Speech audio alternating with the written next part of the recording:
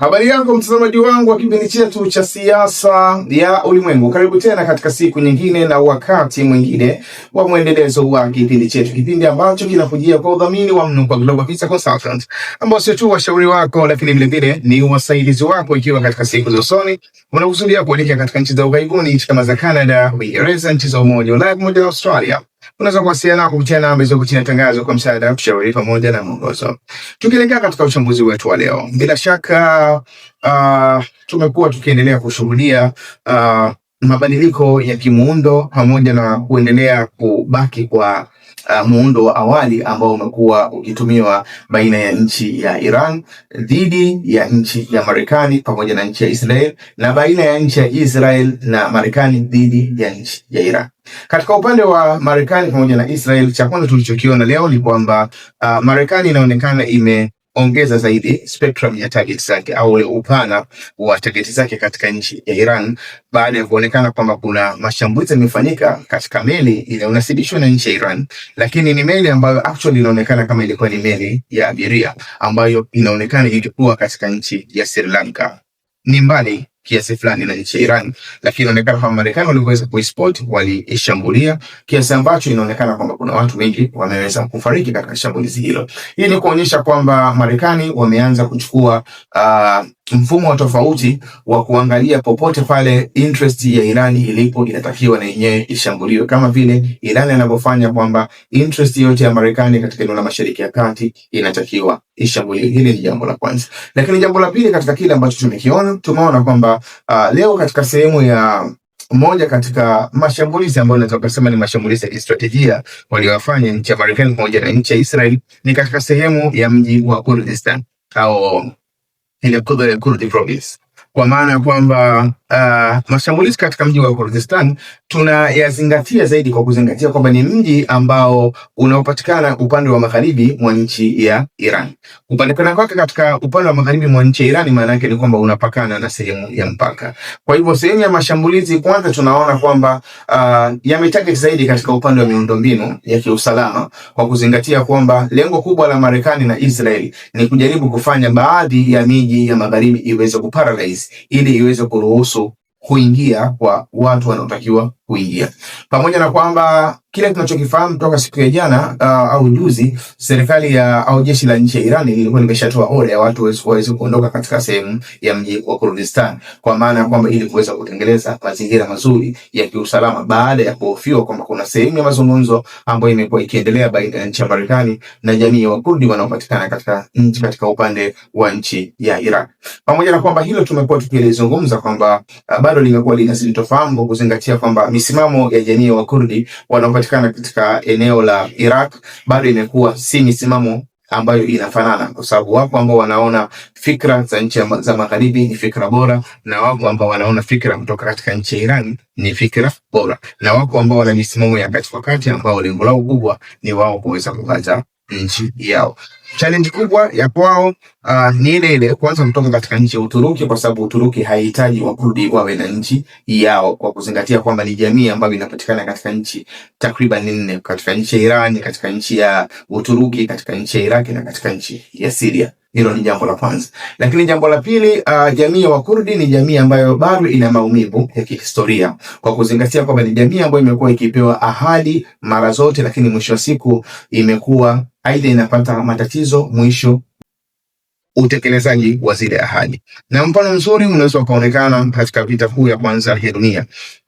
Jamii ya Wakurdi walipewa ahadi kwamba iwapo wataisaidia nchi ya Uingereza kuweza angusha dola ya Ottoman Empire, Uingereza na Ufaransa watamsaidia waweze kupata nchi yao. Lakini baada ya dola ya Ottoman Empire kuanguka na sehemu ya Uturuki kubaki chini ya utawala wa Mustafa Kemal Atatürk, ambaye siasa zake zilikuwa zinafanana zaidi na siasa za nchi za magharibi, mwisho wa siku kilichotokea ni kwamba Wakurdi hawakuweza kupata nchi yao. Lakini vile vile kuanzia katika vita kama vya Ghuba kwenye miaka ya 90, kipindi Marekani wanapambana na Saddam Hussein, walipewa ahadi mfano wa hizo, lakini mwisho wa siku vita ilipokuja kumalizika, kilichotokea ni kwamba Saddam Hussein aliwavamia na akawaua wengi sana katika jamii ya Wakurdi. Alkadhalika katika mwaka 2003 wakati Marekani inafanya tena vita na Saddam Hussein, kupitia jeshi lao la Peshmerga walifanya juhudi kubwa katika kuhakikisha utawala wa Saddam Hussein unaanguka,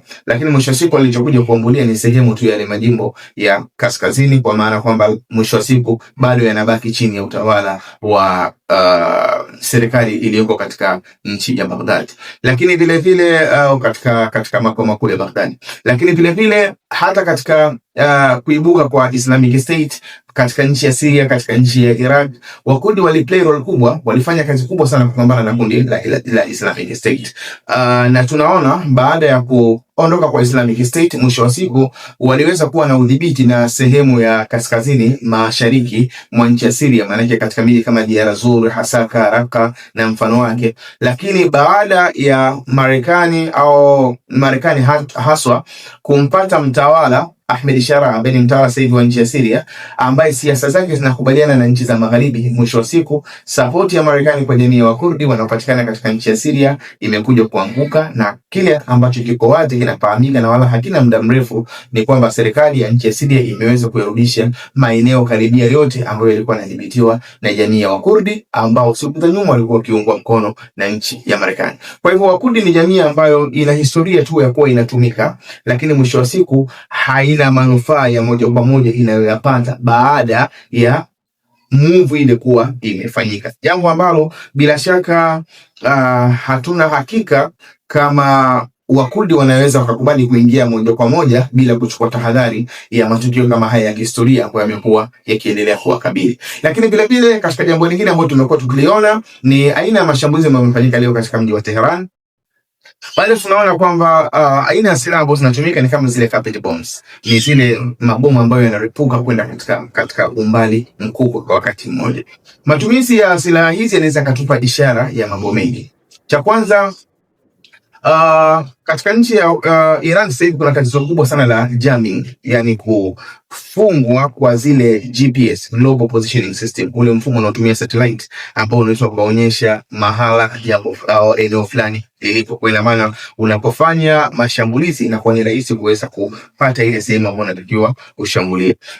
Nchi ya Iran wana mifumo takriban kama miwili. Wa kwanza unaitwa Cobra V8 na wa pili unaitwa Murmansk BN, ambao Murmansk BN ni mfumo wa akili wa Urusi ambao kwa kiwango kikubwa unafanya jamming, yani maana yake unafanya ile GPS ni kama haisomi kabisa katika nchi ya Iran. Katika mazingira namna hiyo, kwa sababu unaweza ukakosa kupata sehemu maalum unaotakiwa ushambulie, maana yake wakati mwingine unalazimika kutumia silaha ambayo inaweza ikashambulia eneo kubwa ikihusisha vile vile au ikikusanya vile vile na ile sehemu ambayo wewe unakusudia kushambulia. Kwa hiyo hii ni pointi ya kwanza ambayo tunaona katika aina ya mashambulizi ambayo yamekuwa yakifanywa na nchi ya Israel pamoja na nchi ya Marekani katika mfumo wa namna hiyo.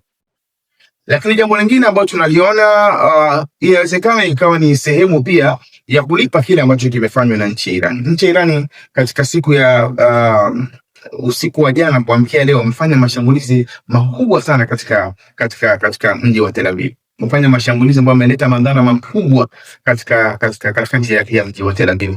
Katika mazingira namna hiyo, maana yake ni kwamba inawezekana ikawa imeisukuma na ndio maana serikali au jeshi la IDF baada ya kufanyika tu mashambulizi yale na kuleta madhara makubwa, wakatangaza kwamba na wenyewe vile vile wameweza kuretaliate, wameweza kufanya mashambulizi makubwa ndani ya nchi ya Iran. Kwa hiyo ina maana inawezekana ilikuwa ni mashambulizi ambayo yanaakisi kwamba lengo kubwa ni kama kulipiza kisasi kwa kile ambacho kilifanywa na nchi ya Iran. Lakini jambo lingine tunaweza tukaona kwamba ni mfumo wa intelijensia wa nchi ya Israel pamoja na Marekani, kwamba inawezekana wakati mwingine ikawa unasadikisha kwamba eneo ambalo wanapatikana wahusika maana yake si eneo moja, ni eneo kubwa. Kwa hiyo wakati mwingine inawezekana wakawa wanalazimika kufanya mashambulizi katika eneo kubwa ili kuweza kuhakikisha kwamba wana reach on target. Lakini katika upande wa nchi ya Iran, kwanza tunaona kwamba pamekuwa na taarifa za kwamba siku za nyuma walizungumza kwamba wameshambulia katika sehemu ya USS Abraham Lincoln Lakini katika siku ya leo tunaona moja katika taarifa ambazo zimetolewa na IRGC ni kwamba walishambulia katika sehemu ya destroyer, kwa maana zile meli ambazo wakati mwingine zinaongozana na zile carrier, zile meli kubwa, wakati mwingine kwa sababu zinaweza kutoa ulinzi, kwa sababu zinakuwa mifumo kama zile SM3 au SM6 ambazo zinasaidia kuweza kupambana na zile ballistic missiles. Kwa hiyo wanasema kama wameshambulia katika ile carrier, katika ile destroyer, lakini vile vile wameshambulia katika meli au tanker ambayo ilikuwa ikijaza mafuta katika destroyer. Taarifa za namna hii tunazichukua katika uzito wa namna yake, kwa sababu msingi wa matukio ya namna hii ni kile ambacho tumekuwa tunakisisitiza kwamba tekniki ambayo Iran waliifanya mwanzo ya kuharibu rada, na bado wamekuwa wakiendelea kufanya hivyo. Popote unapoona kwamba kuna rada wanajaribu kuziharibu. Lengo lake ni moja, lengo lake ni kwamba kuzinyima meli za nchi ya Marekani kupata taarifa au kusoma mazingira ya nchi ya Iran zikiwa ziko mbali. Kwa hivyo maana yake, ili ziweze kusoma mazingira ya nchi ya Iran zinalazimika zisogee karibu kidogo, ili rada zile zilizokuwa nazo au zilizoko katika zile meli ziweze kusoma vizuri. Sasa tatizo la kusogea karibu kidogo, maana yake unakuwa unaingia katika center ambayo tunasema ni kill zone. Ni sehemu ambayo jeshi la Iran lina uwezo kukuspot, kukuona, na lina uwezo kukushambulia. Kwa ina maana ukiangalia shambulizi lilipotokea linakadiriwa ni takriban kama kilomita 670 ambao ni ndani ya range ya uwezo wa Iran kuweza kushambulia. Lakini kwa nini hayo yote yanatokea? Ni kwa sababu vile vile kusogea karibu kidogo kunaisaidia zile meli ziweze au rada zake ziweze kusoma vizuri kwa uhakika. Kwa hiyo tatizo la rada bado limekuwa linaendelea kuonekana kwamba ni kubwa, na bila shaka kwa mwenendo wa namna hiyo inawezekana taarifa za kujaribu kushambulia katika zile meli za nchi ya Marekani zikawa zinaendelea zaidi kuongezeka, kwa sababu hakuna solution ya rada mpaka sasa hivi. Hakuna solution ya rada, kwa sababu ile rada ambayo tunasema ni ile ya nchi ya pale Qatar ilikuwa inaonekana kwamba bado inaweza ikafunction kidogo, lakini leo vile vile usiku wa kuamkia jana wameishambulia kwa kiwango kikubwa kiasi ambacho ni kama vile haiwezi kufanya kazi kabisa. Hilo ni jambo ambalo tumeliona katika kile ambacho kinaonekana kwamba kinatoka kama sehemu ya taarifa. Lakini jambo lingine ambalo tumeliona ni kwamba Iran wamefanya mashambulizi makubwa ndani ya nchi ya Israel. Fanya mashambulizi makubwa sana ndani ya nchi ya Israel. Mashambulizi ambayo mfumo wake umetumika mfumo wa kufanya saturation. Kwa maana ya kwamba zimetumwa drone nyingi na zikatumwa na ballistic missiles. Drone lengo lake kubwa ilikuwa ni kujaribu kudilute au kulainisha ule mfumo ambao unazuia makombora, ili uweze kupambana walau na zile drone, na kisha baada ya hapo basi mashambulizi yanaweza kufanyika moja kwa moja. Na ndio maana ripoti zinaonyesha wazi kabisa kwamba mashambulizi yaliyofanyika leo katika mji wa Tel Aviv ni mashambulizi makubwa kwa sababu ya mfumo ambao umetumiwa na nchi ya Iran. Lakini vile vile tumeanza kushuhudia mchanganyiko wa mashambulizi kutoka katika nchi ya Iran na sehemu ya kundi kama la Hezbollah. Kwa maana kwamba kama katika mchana wa leo katika mji wa Tel Aviv tumeona kwamba kuna sehemu ya mashambulizi yanaonekana yanatoka katika nchi ya Iran, na kuna mengine yanatoka katika sehemu ya Hezbollah. Maana yake ni kama coordinated attacks. Ni mashambulizi ambayo yameunganishika, kwa maana kwamba ni mfumo wa mawasiliano unafanyika na mahesabu yanapigwa, na kisha baada hapo ndio mashambulizi yanaonekana kwamba yanakuwa yanafanyika katika hizo sehemu, katika sehemu ya mji au miji ya nchi ya Israel. Sasa kiujumla, kwanza tumekuwa tukiona katika kufanya samari ya kila kitu, maana tumekuwa tukiona kwamba Marekani imekuwa ikilazimika kuishi kwa plani ya nchi ya Iran, kwa sababu mpango wa Marekani na Israel haukuwa mpango wa kufanya vita ya muda mrefu, bali mpango wake ilikuwa ni kufanya vita ya muda mfupi, kufanya kama ni shambulizi, na kisha baada ya hapo mazungumzo yaendelee. Kitu ambacho Iran inaonekana mpaka sasa hivi wenyewe hawalihitaji hilo. Kwa ina maana Marekani analazimika sasa aishi katika mfumo ambao Irani wanautaka. Hilo ni tatizo la kwanza tuliona katika upande wa nchi ya Marekani. Lakini jambo lingine ambalo tuliona kwamba ni challenge mpaka sasa hivi ni katika upande wa zile tunasema silaha ambazo zile anti-missile, yani silaha ambayo inaweza ikatungua makombora yanayokuja. Kiasi cha silaha hizi ni kichache katika nchi ya Marekani na hata katika nchi ya Israel na hata katika nchi za pale Gulf, hizi Kuwait, Qatar, Bahrain, ni kichache. Ndani ya siku mbili wametumia zile anti-missile takriban kama 800 kuweza kupambana na baadhi ya silaha kutoka katika nchi ya Iran. Ukiangalia uzalishaji wa nchi ya Marekani kwa mwaka wanaweza wakazalisha labda kimtaidi 600. Kwa ina maana kiasi ambacho kimetumika na zile nchi za Kiarabu pale ni zaidi ya kile ambacho Marekani anaweza kuzalisha ndani ya mwaka mmoja. Kwa ina maana kiufupi ni kwamba yani Marekani pamoja na Israeli kiujumla wamebakiwa na uwezo mdogo wa kuweza kupambana na zile silaha ambazo au yale mashambulizi yanatoka katika nchi ya Iran. Sasa kutokana na mazingira namna hii, kuna vitu ambavyo tumeviona kwamba vinafanyika kwa sababu Marekani imelazimishwa ifuate mfumo ambao yenyewe haijauplan. Sasa kwenda kinyume na huu mfumo, maana yake kuna mambo ambayo inaonekana kama Marekani wameamua kuyaamua sasa hivi. Cha kwanza, waziri wa vita wa nchi ya Marekani ambao akiwa kama waziri wa ulinzi, waziri wa vita wa nchi ya Marekani Peter Hegseth ametangaza kwamba sasa hivi wanakusudia kutumia zile tunasema ni 2000 pound bomb au zile bunker buster kwa sababu ya kuhakikisha kwamba wafanye mashambulizi ya haraka, ikiwezekana kama kuna zile sehemu za chini za nchi ya Iran ambazo zimehifadhi silaha ziweze kushambuliwa kwa wakati mmoja, au kama kuna sehemu ambazo wenyewe huwa wanaingia kutoa silaha ziweze kushambuliwa, zifungwe, maana yake wasiweze kuingia kule, ili jambo liweze kumalizika kwa haraka, kwa sababu vita hii kama itaendelea siku 10, siku 14 mbele, hakuna solution ya kuweza kuwazuia wa Iran kuweza kutoa silaha zao ambazo wamezificha kwenye mahandaki kuweza kuzitoa. Maana yake ni kwamba uwezo wa Israeli kujilinda na uwezo wa Marekani kujilinda utakwisha. Utakapokuwa umekwisha, maana yake ni kwamba italazimika aidha waweze kuretreat, kuweza kutoka katika eneo husika, jambo ambalo bila shaka itakuwa ni kushindwa kwa nchi ya Marekani katika. Kwa hiyo kurahisisha move hii, maana yake wameamua kuanza kutumia zile bunker buster. Hilo ni jambo la kwanza. Lakini jambo la pili, wameamua kuanza kutumia zile tunasema ni lesser guided bomb. Kwa maana kwamba ni zile silaha ambazo wakati mwingine zinakuwa zinatumia kama mwanga kuweza kufika sehemu na kushambulia. Matumizi ya bunker buster ni kwa sababu ya shida ya kwamba Iran silaha zao nyingi wamezificha chini ya ground, mahala ambapo kama bomu ya kawaida huwezi kufika na wala huwezi kufanya disturbance ya namna yote. Lakini challenge kubwa katika matumizi ya silaha hii inabaki ni ile ile kwamba GPS pale ni kama imefungwa. GPS inapokuwa imefungwa, kwa ina maana uwezo wa kupata ile sehemu husika unataka kushambulia unakuwa ni mdogo. Inapokuwa ni mdogo, maana yake unalazimika kutumia bunker buster nyingi ili kuweza kutarget sehemu moja, kama vile walivyofanya katika mashambulizi ya zile sehemu za nuclear kama za Fordo na Natanz.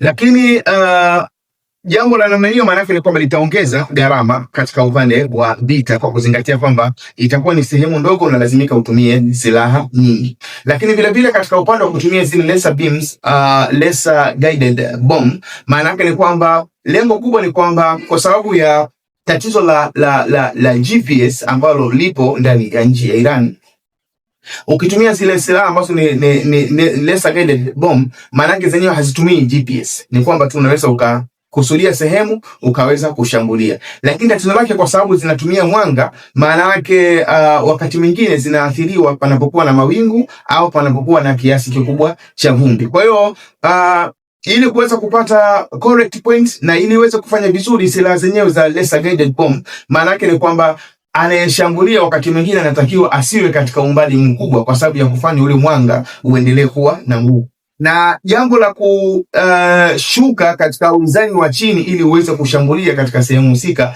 maana yake ni kwamba ndege za Marekani zinaweza zikajikuta kwamba zinaingia katika uidhani wa kuweza kushambuliwa na ndege na mifumo ya ulinzi ya nchi ya Iran, kwa maana zile Bapar 373 au S-400 ule mfumo wa Urusi inawezekana ikaweza kuzishambulia. Na hili ndio tatizo ambalo limekuwa likionekana hata katika ndege ambazo zimekuwa zikiripotiwa zinaanguka kama za F-15, kwamba zile GPS hatisomi. Kwa hiyo wakati mwingine lazimika kuja katika maeneo ya karibu ili kuweza kupata ile pointi vizuri, na ninaposogea katika maeneo ya karibu maana yake zinajikuta kwamba zinaingia katika mifumo ya Bapar 373 au S-400. Kwa hiyo by the way ni kila kitu kimekuwa kikiendelea, lakini katika kuangalia kwamba kila upande mmoja umekuwa ukijaribu kuangalia ni tactics ipi iweze kutumika. Katika upande wa Marekani wanajaribu kuangalia namna gani wanaweza kaenda na muda ili kuhakikisha kwamba zile stockpile au